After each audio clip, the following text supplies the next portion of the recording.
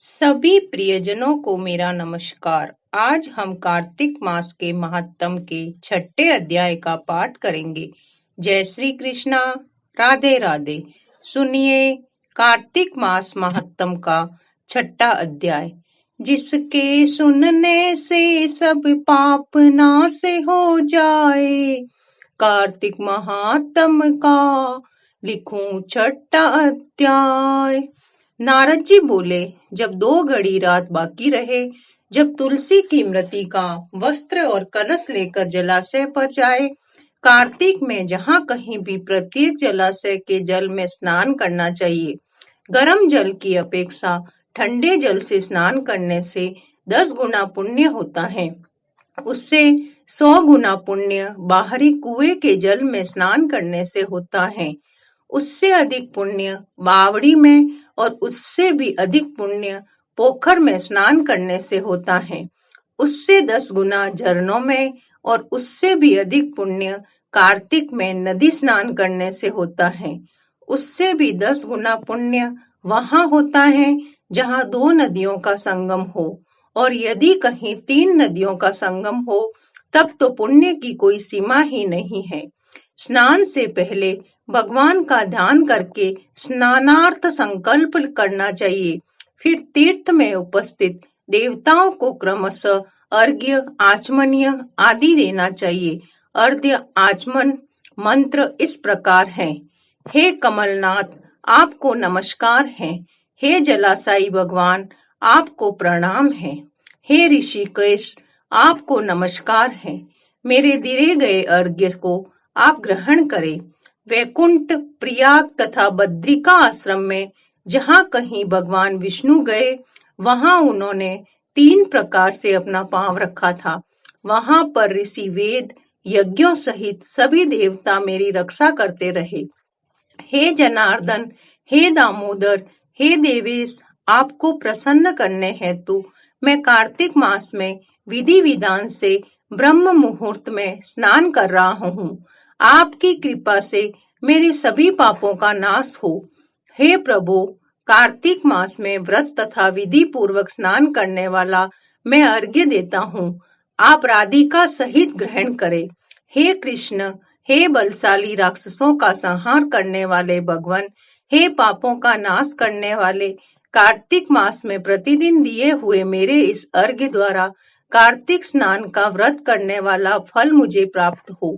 तत्पश्चात विष्णु, शिव तथा सूर्य का ध्यान करके जल में प्रवेश कर नाभि के बराबर जल में खड़े होकर विधि पूर्वक स्नान करना चाहिए। गृहस्थी को तिल और आंवले का चूर्ण लगाकर तथा विधवा स्त्री व यति को तुलसी की जड़ की मिट्टी लगाकर स्नान करना चाहिए। सप्तमी, अमावस्या, नवमी, त्रयोदशी, द्वितीया, दशमी आदि तिथियों को आंवला तथा तिल से स्नान करना वर्जित है। स्नान करते हुए निम्न शब्दों का उच्चारण करना चाहिए। जिस भक्ति भाव से भगवान ने देवताओं के कार्य के लिए 3 प्रकार का रूप धारण किया था, वही पापों का नाश करने वाले भगवान विष्णु अपनी कृपा से मुझे पवित्र बनाए। जो अमनुष्य भगवान विष्णु की आज्ञा से कार्तिक व्रत करता है, उसकी इंद्र आदि सभी देवता रक्षा करते हैं। इसलिए वह मुझको पवित्र करे। बीजों, रहस्यों तथा यज्ञों सहित वेदों के मंत्र, कश्यप आदि ऋषि, इंद्र आदि देवता मुझे पवित्र करे। अदिति आदि सभी नारियां, यज्ञ सिद्ध सर्प और समस्त औषधियां, इन 3 लोकों के पहाड़ मुझे पवित्र करे। इस प्रकार स्नान करने के बाद मनुष्य को हाथ में पवित्री धारण करके देवता, ऋषि, मनुष्यों तथा पितरों का विधि पूर्वक तर्पण करना चाहिए। तर्पण करते समय तर्पण में जितने तिल रहते हैं, उतने वर्ष पर्यंत व्रती के पितृगण स्वर्ग में वास करते हैं।